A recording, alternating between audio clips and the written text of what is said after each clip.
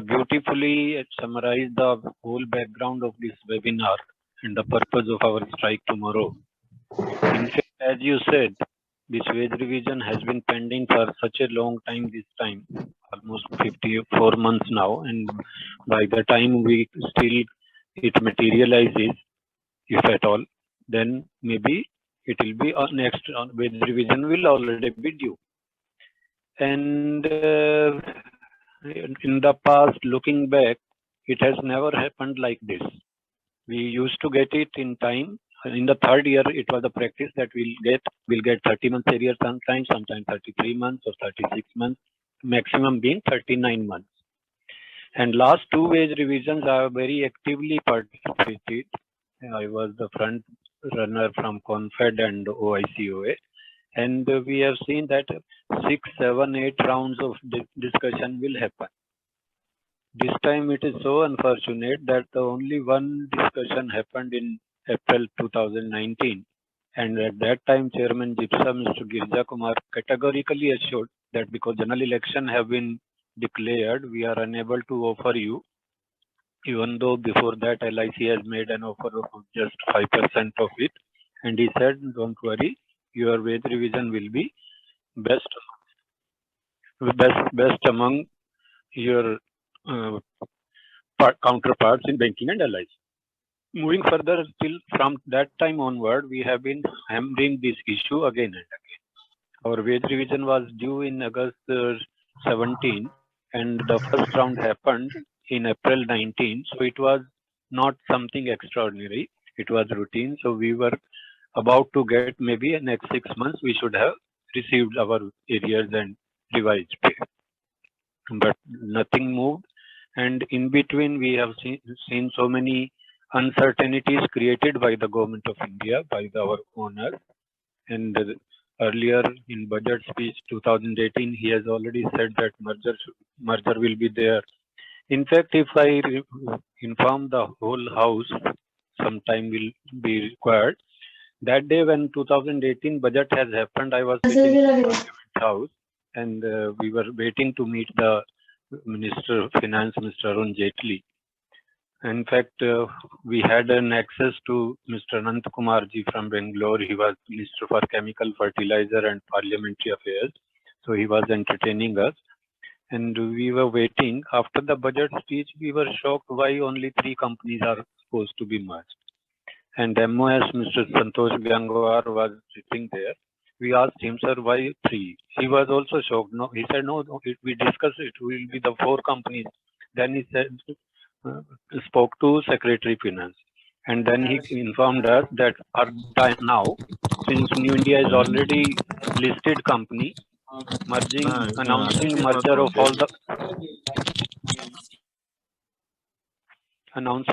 of all the 4 companies will be have legal implications. So we have decided 3 will be merged now, and later on when this is also listed, it will be easier to rope in New India also. So we were happy that something is happening which will strengthen these organizations and create a monolithic bigger company.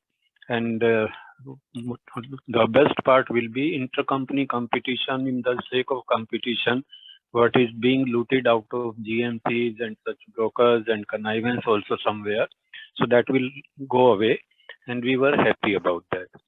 But somehow that did not move, and the next shock was last year's budget speech that they announced 1 company will be sold.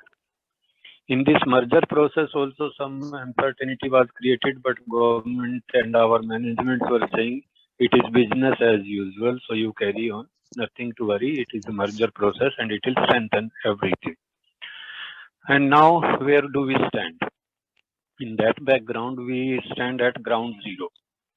We have been fighting after April 19 meeting, maybe after continuously we have been insisting, we have been writing, and last 2 years we have been vigorously, even out of COVID situation, we have been doing all sort of possible IR actions, listening, reaching out to management, reaching out to ministry.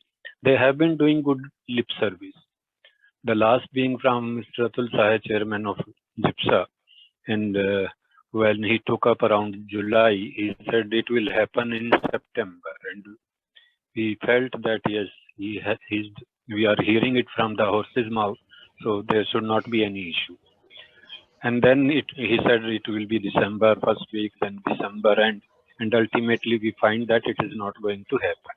Now, what we understand that the companies require some funds from government, and they have moved that proposal also. That is also stated.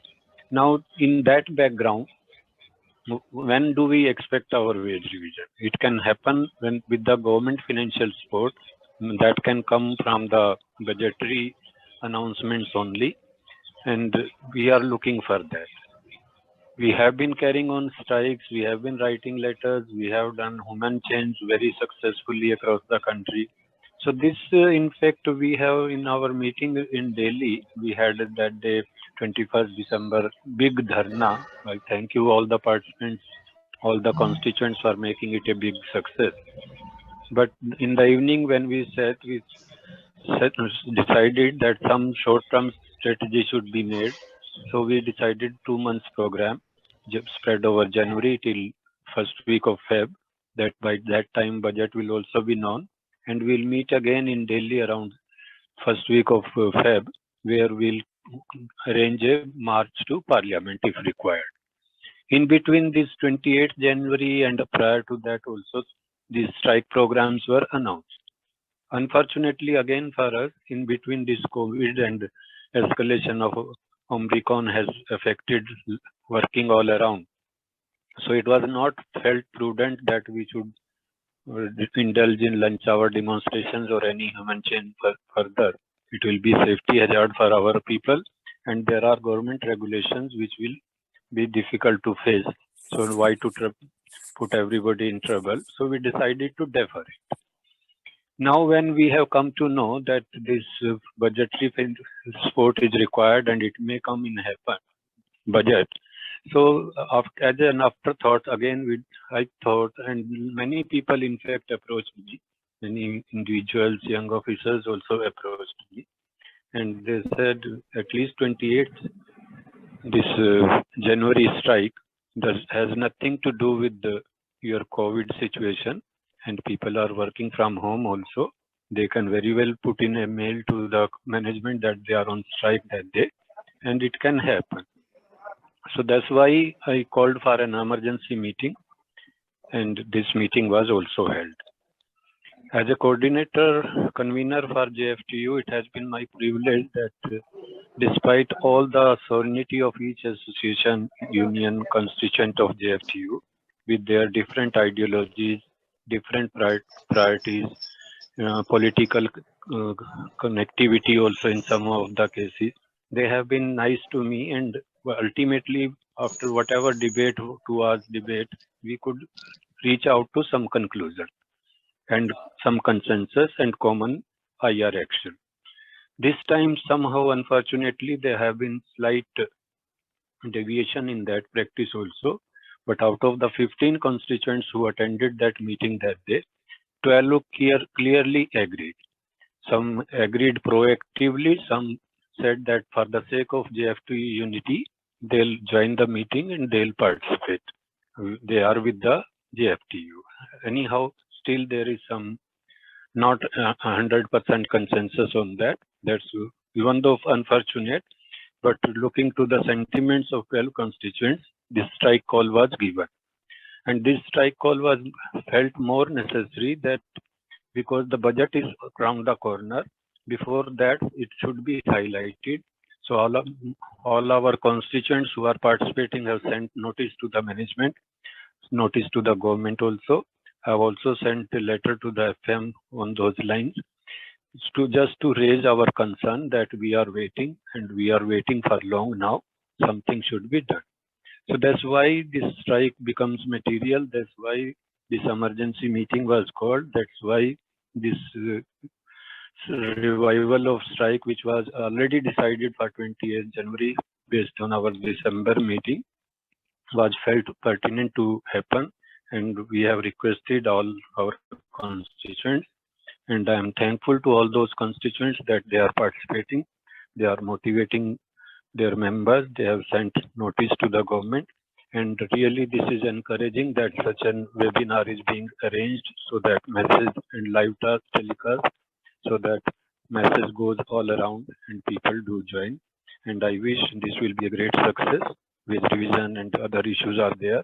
As Comrade Anand was referring to 1973, it was a long battle that time.